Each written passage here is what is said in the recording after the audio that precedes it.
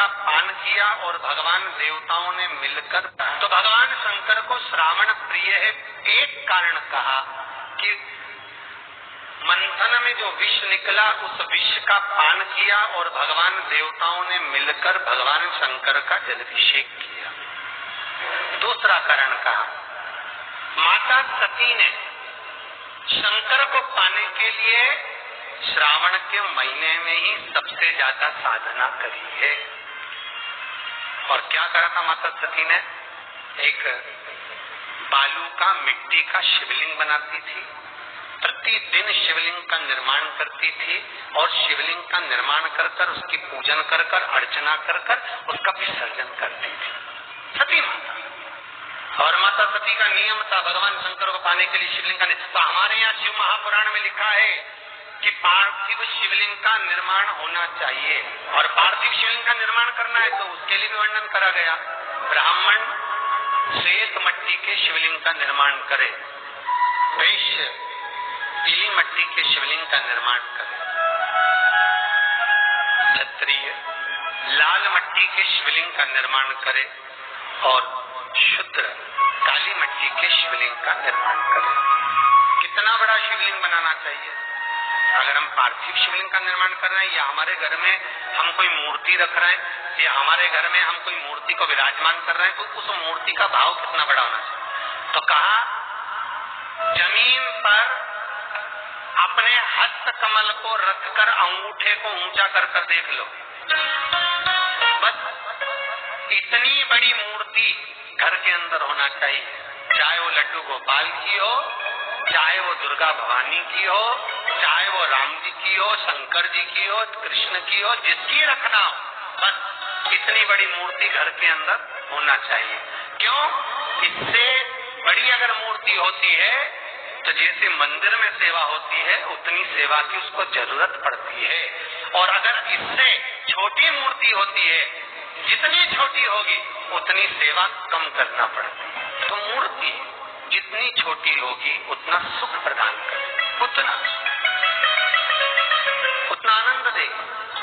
पर श्रावण के महीने में यदि आप रोज शिवलिंग नहीं बना सकते तो पूरे महीने में एक बार शंकर का शिवलिंग का, पार्थिव शिवलिंग का निर्माण करना चाहिए, जरूर करना चाहिए। और पार्थिव शिवलिंग का निर्माण कर कर उसकी आराधना, उसकी अर्चना, उसकी पूजन करना चाहिए। नमः शिवाय, ओम नमः शिवाय, ओम नमः शिवाय, नमः शिवाय। पार्थिव शिवलिंग का जब भी निर्माण करें, किसी थाली में या पात्र में, जिसमें भी आप निर्माण कर रहे हैं, उस पार्थिव शिवलिंग को बनाने से पहले उसके अंदर, पात्र के अंदर एक बेलपत्र रखे। बेलपत्र क्या, आपको कथा में कल कहा था, बेलपत्र का वृक्ष माता पार्वती के नयन अश्रु से प्रकट हुआ है और रुद्राक्ष का वृक्ष शंकर भगवान के नयन अश्रु से प्रकट हुआ।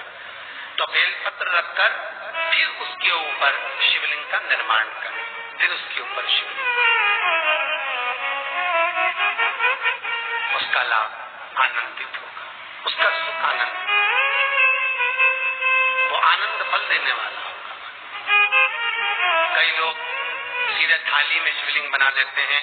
माता पार्वती के हस्त कमल पर शिवलिंग का निर्माण है। माता हस्त कमल सुख देने के लिए,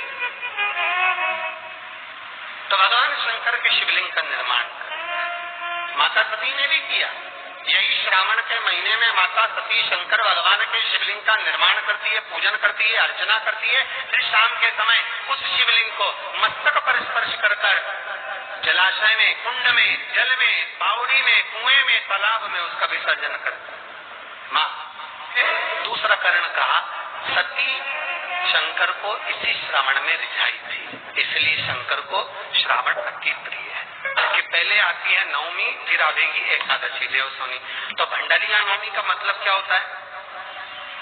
भंडारिया नवमी का स्मरण क्या होता है? अभी आपको कहा था 9 जगह पर बेलपत्र चढ़ती है।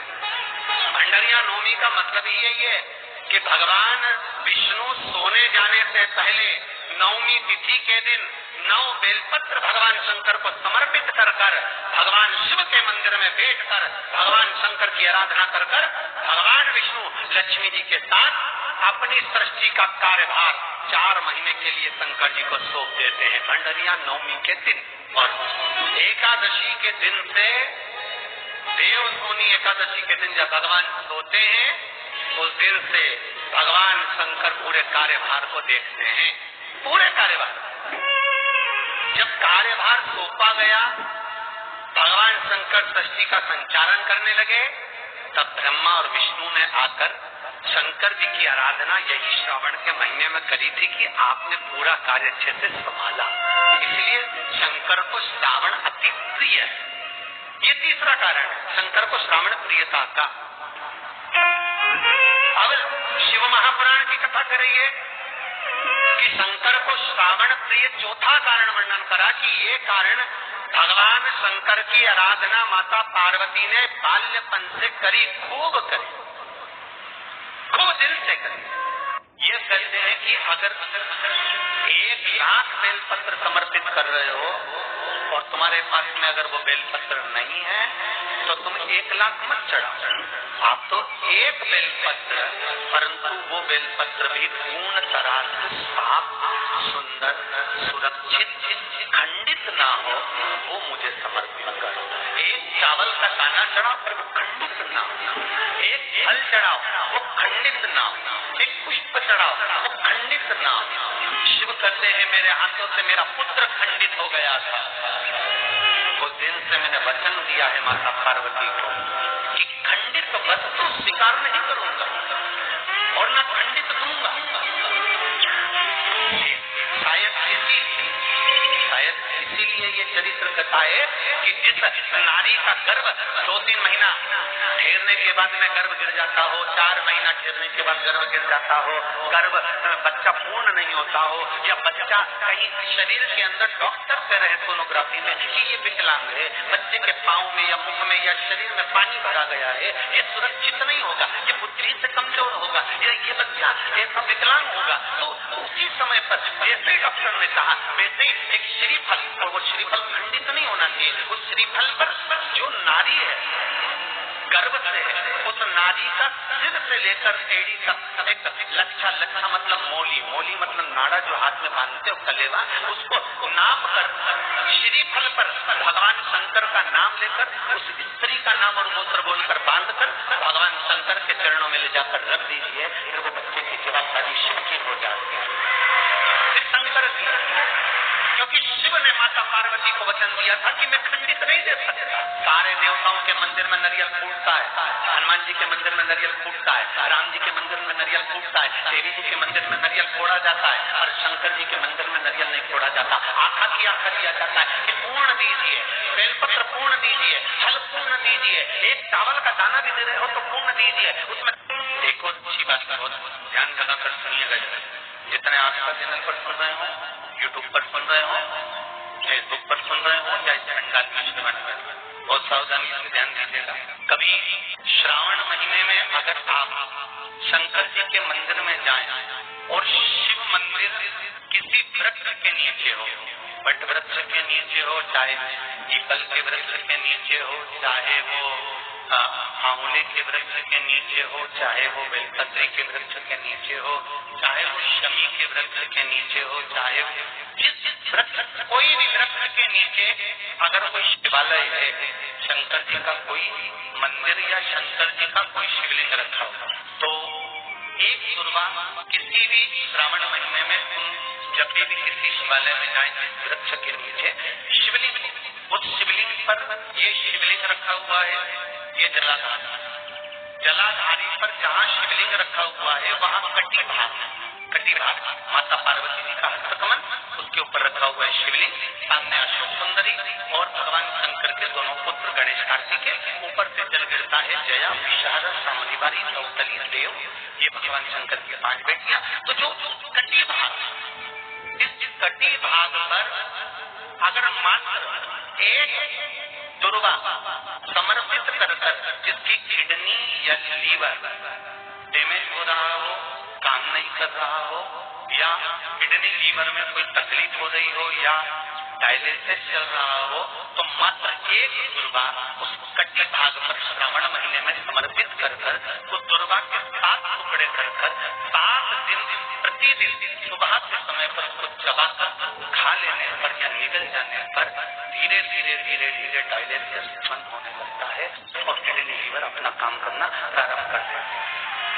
एक दुर्वा, कितने दुर्वा? एक दुर्वा, मात्र एक दुर्वा।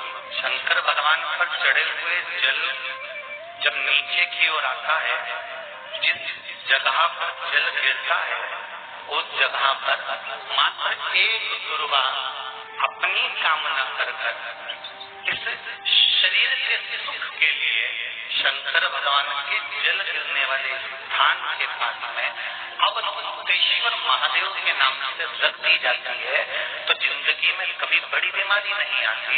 उसी तरह जिससे रोग को समाप्त करने के लिए दुर्वा का प्रयोग किया गया। आप लोगों ने पूर्व में जो शिव महापुराण की कथा कुबेरेश्वर बाबा की तरह से करी थी, वो आप लोगों को ध्यान में होगा। दुर्वा कैसे उत्पन्न हुई थी, दुर्वा का महत्व क्या है, कितनी दुर्वा चढ़ाना चाहिए, कैसी दुर्वा चढ़ाना चाहिए, दुर्वा की उत्पत्ति कहाँ से हुई है, दुर्वा तोड़ने के बाद पानी में डालने के बाद फिर हरी हो जाती है, इसका क्या कारण है, दुर्वा गणेश जी को क्यों चढ़ाई जाती है, शंकर जी को दुर्वा किस स्थान पर चढ़ाई जाती है, ये सारी कथा आपको पूर्व में इसी कुबेरेश्वर बाबा के पावन धारा से सुना चुके हैं, जो टीवी पर डली हुई है। कभी आपने नहीं सुनी हो तो यूट्यूब पर से दुर्वा महापुराण की कथा निकाल कर उसको श्रवण कर, उसमें वर्णन किया है कि इस दुर्वा का महत्व क्या है, दुर्वा का क्या। मात्र एक दुर्वा शिवलिंग पर चढ़े हुए जल जहां से नीचे की ओर गिरता है, उस जगह पर मात्र अपने शरीर की कामना करते हुए भगवान से रोग मुक्ति के लिए इस दुर्वा अगर समर्पित कर दी जाए तो कोई बड़ी बीमारी जिंदगी में आ ही नहीं, ग्रहण ही नहीं, मतलब ग्रसित नहीं। श्रावण के महीने की श्रावण शिव महापुराण की कथा सुन रहे, एक बात दिल से बताना, जितनी सौभाग्यवती माताएं होती हैं ये संक्रांति पर भी 13 चीजें दान करती हैं, 14 चीजें दान करती हैं। बीच में कोई 16 सोमवार का उद्यापन करेंगी तो भी सौभाग्य सामग्री देंगी, उद्यापन करेंगी तो भी सौभाग्य सामग्री देंगी, कोई कार्य करेंगी तो भी सौभाग्य की सामग्री देंगी। सौभाग्य की सामग्री का दान क्यों किया जाता है,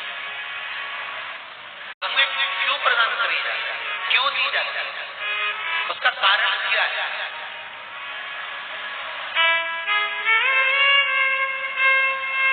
क्यों देते? महाराज, भारत की भूमि की सौभाग्यवती माताओं का एक मन की अभिलाषा रहती है, भारत की भूमि की माताओं की एक अभिलाषा रहती है कि जब उसके प्राण छूटे तो अखंड सौभाग्य धारण करके पति के कंधे पर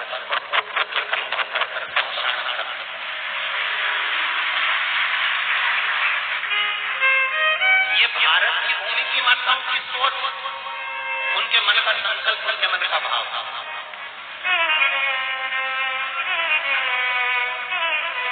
क्यों देते हैं चूड़ी का दान, क्यों देते बिंदी का दान, क्यों देते हैं अखंड सौभाग्य का दान?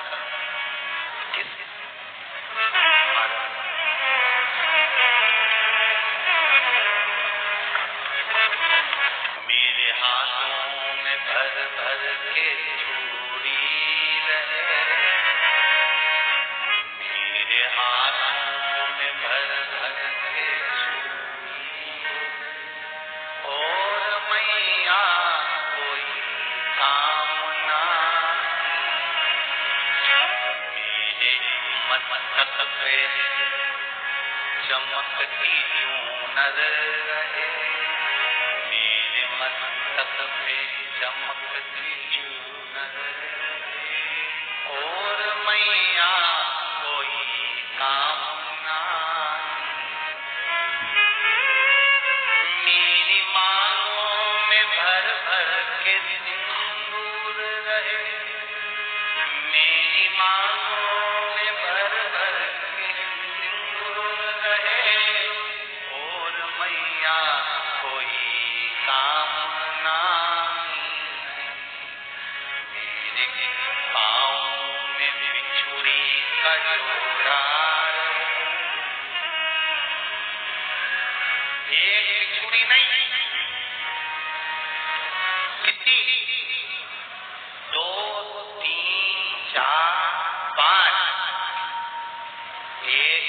पांव में जोड़े से बिछुड़ी होना चाहिए,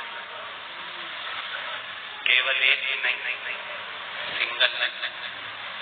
तो आजकल का फैशन हो गया महाराज, जो केवल एक बिछुड़ी धारण कर लो उसी में फैशन दिखे। श्रावण की शिव महापुराण की कथा कहती है, जब बेटी को विदा करा जाता है और पहली बार बेटी के पांव में जब बिछुड़ी डाली जाती है तो वो बिछुड़ी भी अलग अलग नहीं होती, तो बिछुड़ी के जोड़ को चेन से एक दूसरे से बंधा हुआ। बोला सही नहीं लगा?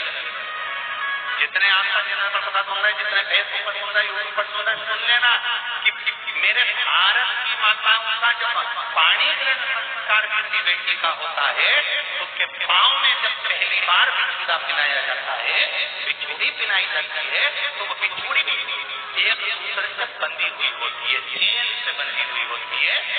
उसको अलग अलग वाली बिछुड़ी शादी के मंडप में नहीं पिनाई जाती। क्यों? जैसे ये बिछुड़ी एक दूसरे से पांव में बंधी हुई है, तुम्हारी जिंदगी अंतिम श्वास तक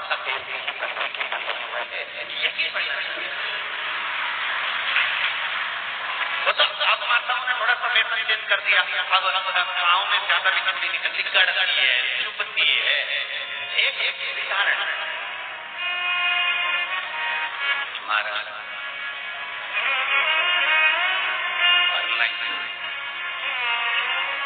बिछुड़ी भी तो जोड़े से हमारी माताएं, भारत की भूमि की जो माताएं हैं, ये जोड़ी भी हाथ में पहनती है तो जोड़े से पहनती है। बोलो जैसा सही है ये गलत है? एक अकेली चूड़ी माताएं हाथ में धारण नहीं करती हैं। अगर भारत की भूमि की संस्कारित माताएं हैं और भारत की भूमि की सभ्यता और संस्कृति को जानती है तो अकेली चूड़ी नहीं, जोड़े की चूड़ी पहनेगी, 2 चूड़ा डालेगी, 4 डालेगी, 12 डालेगी, पर सिंगल नहीं, अकेले।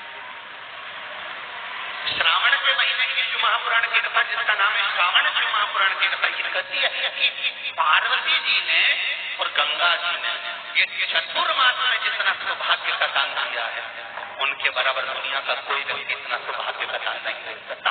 तो आका गंगा और पार्वती दोनों दान देते हैं।